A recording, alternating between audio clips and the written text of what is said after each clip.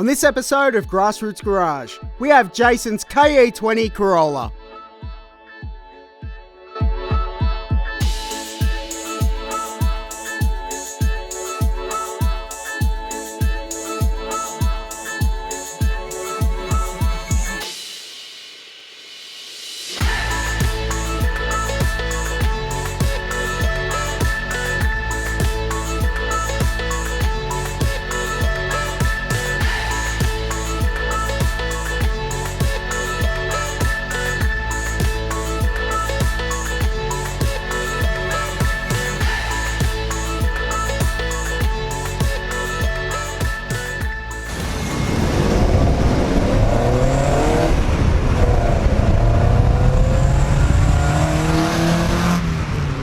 Welcome to Grassroots Garage. Today we've got this beautiful bright orange Corolla. It's Jason's car. Jason, thanks for your time, man. Thanks for having me, Pete. Hey. Tell us about your car. Yeah, it's a 1974 Toyota KE20 Corolla. I bought it in 2002. Yeah, and started the rebuild then. And tell me about what it looked like in 2002. it was a rusty piece of shit, really, but it was drivable. Like, I drove it home. Yeah. But yeah, it had a lot of rust. So what colour? It was green. Green. Yeah. Yeah, man. Yeah. And I know you've got a nice little collection of photos of it, sort of coming along. Yeah. So I got a few. why did you start? Why was this the base that was chosen for this build? I had a KE20 when I was like in my late teens, early 20s, and I sold it to buy a house and get married and all that. And the wife said that when we get a house, I can get another one to do up and tinker with. Nice. Literally 3 months after we bought the house, I went car shopping. Yeah, nice.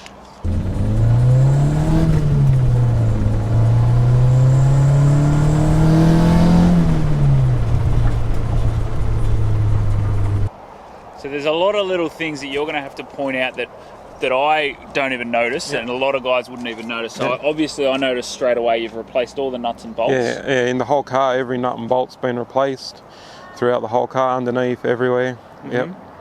So it's a 4AGE, genuine AE86, T50 5-speed.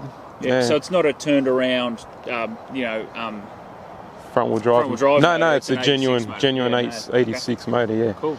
Yeah, it's pretty well standard. We just put the extractors and the air filter on it, and that's about it, mate. Yeah. Beautiful. Nice little cruiser. Happy days, man. Yeah. So you've cleaned this engine bay out. Where's all your wiring? Hidden. Yeah. Secret spots. Yeah. No, pretty much all runs down under there and through the back. Yeah. Into the firewall, and the computer and all that's mounted in the under the dash. Beautiful. Yeah. Okay. And what made you choose this colour?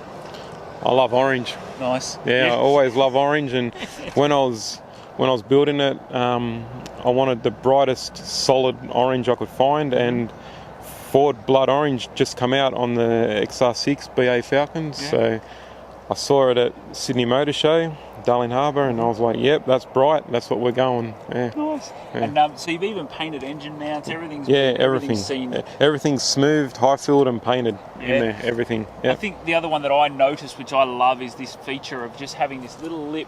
So you've smoothed out the Bailey channel. Yeah, the rain gutters, whatever you want to call it, Yeah, and you've just put a little lip on it, which is a really nice little hot roddy sort of feature. Yes, that was the idea. Admittedly, we only done it because the gutters were pretty well rusted. So that seemed to be an easy solution. It wasn't in the plan, but it was going to be it was the easiest way to fix the rust, and everyone seems to like it. So Yep. So what would you say would be your what's influenced the build? Like, it's obviously sort of like got a bit of a street hot roddy sort of style. Yes, that's the idea. Yeah, I'm really into the American US style. Mm-hmm. Yeah, I do like the European V-dub scene as well. Mm-hmm. But so it's a bit of a combination of both. Yeah. Yeah. So it's just it's just take everything away that doesn't need to be there, and anything that's left, make it look cool. Yeah. That's exactly right. That's awesome, man. I love that. Yeah. So tell me about this absolutely amazing bright purple interior. My wife actually wanted to paint the outside of the car purple, and I was like, no, the car's going orange. Yeah. How about we do a purple interior? And nice. A lot of jokes and that between us, and I just finally bit the bullet. My trimmer didn't want to do it, and I said, yeah, it'll work. no one believed me, and so we done it, and now you either love it or hate it. Mate, but you know what? The only person that matters, do you like it? I love it. And then we all love it, man. Tough luck if you don't like it. I dare you to comment in the comment section and say, I don't like that purple interior, because you know I'm going to reply. It's Jason's car, right, he likes it, which means I like it. You know? Well, and the other thing, like I could have just done tan or black or grey, and it just would have been like every other orange car out there. So something different. Yeah, something different. I like being different, you know. Absolutely. Always. Give us the car history. What was the first car? My first car was a TD Gemini SLE Coupe. Oh yeah. Yeah, 5-speed. Yeah. Then I had I blew the motor up in that, and so I bought a Sandpiper Gemini. Oh yeah. Yeah. With the tartan interior and that. Yeah. Nice. They were both 90 spec Geminis, slammed. You know, every P plater had a Gemini in Penrith, I reckon. I mean, I was going to say you work for Penrith. So Yeah. Then after that, I had a Chimera, but we won't talk about that. Yeah. And then it was Corollas. Yeah. Lots of Corollas. Had a KE20, which I built. That was bright aqua. Had a 5K, twin 40mm Webers. Lots of headwork. It's a pretty quick little thing. Lock a diff. Knew how to draw a circle on the road, that car. I had that for a long time. That was kind of cool, that car. I missed that car, a little fresh box. Yeah. After that, I had that. That was my car for probably 6 or 7 years, and I just had nothing after that. That's when sold that to buy a house and get married. I think everyone sort of goes through that little phase where they've got to get out of the game, you know, and spend money on the house and the family and that. And then so my wife said that when we buy a house, I can get another car to do up. So literally, as soon as we bought the house, I bought this. I saw it on the side of the road for $100, and I had $80 cash on me, and I said, "Hey mate, will you take that?" And he's like, "Yeah." So bought it, drove it home. Had a lot of rust in it. It wasn't too bad, but it had a lot for what I could do. So yeah. Nice. And then the rebuild began. I thought it would be a 3-year build. It ended up being 9.5 years. Yes. So yeah, we got it on so I bought it in October 2002, and we got it registered March 2011. Yeah. Nice. Yeah. So tell me about things like all this dash. This is all custom work through here. Yes. So where's that getting done at? Well, my brother made just a flat fascia. Yep. Yeah, because I wanted to go for like the hot rod style, where they're just like flat with just like a billet gauge cluster. Yep. So this is all getting done at Low Fabrications. This was actually before my brother started Low Fabrications. Oh, okay. Yeah. That was just done in his spare time. Okay. Yeah, when he was just a regular tradesman. Yeah. So tell me a little. Can we go into Low a little bit? Tell us about where Low Fabrications sort of came from. That's my brother's business.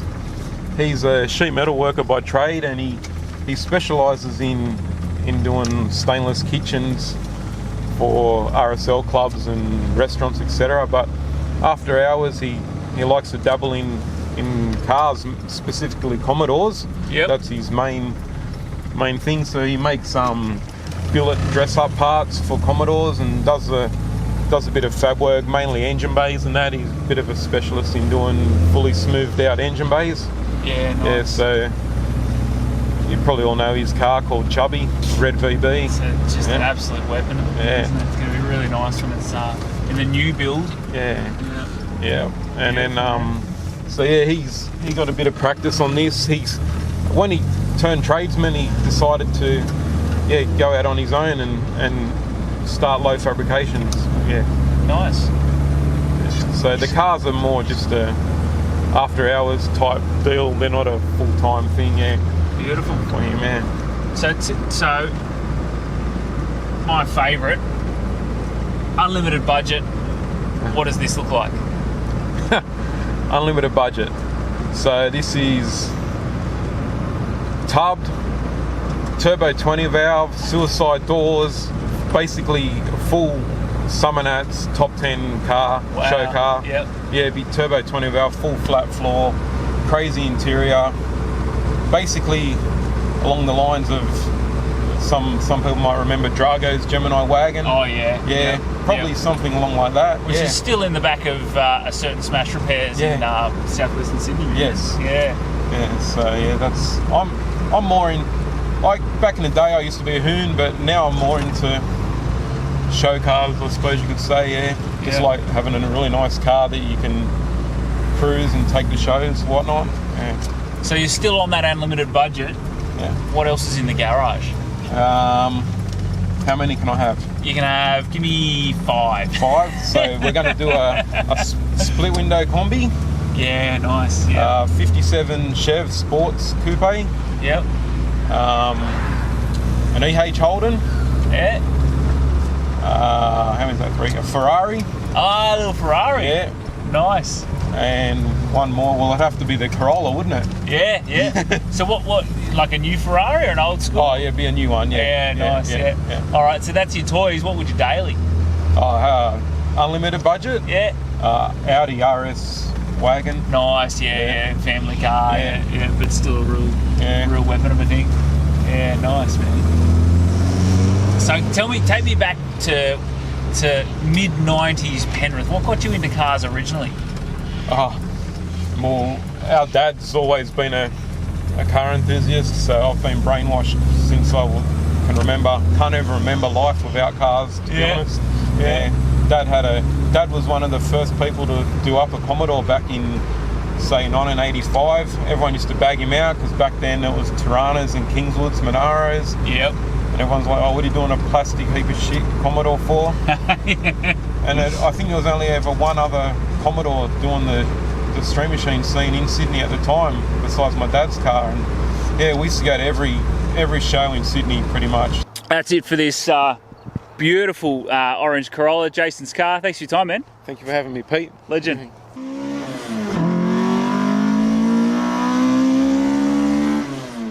Thanks for the support, everyone. We are definitely feeling the love. If you've made it this far, please make sure you've liked the page, and we'd love to share if you enjoyed the video. It's even better if you chuck on a little message on the share like, hey, check out Grassroots Garage, or, don't, whatever. It's all good. Thanks for watching, and stay tuned for the next one.